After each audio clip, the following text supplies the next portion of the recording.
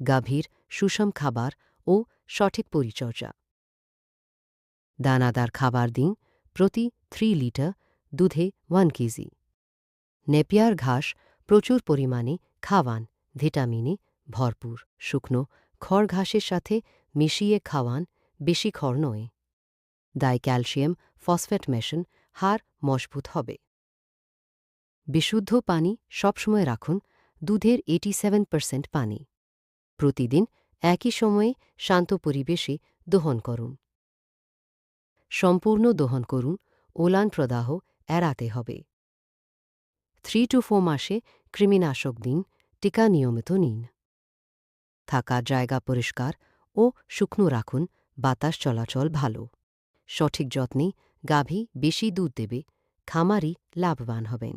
সুষম খাবার, পানি, শান্ত দোহন, স্বাস্থ্য পরিচ্ছন্ন থাকুন।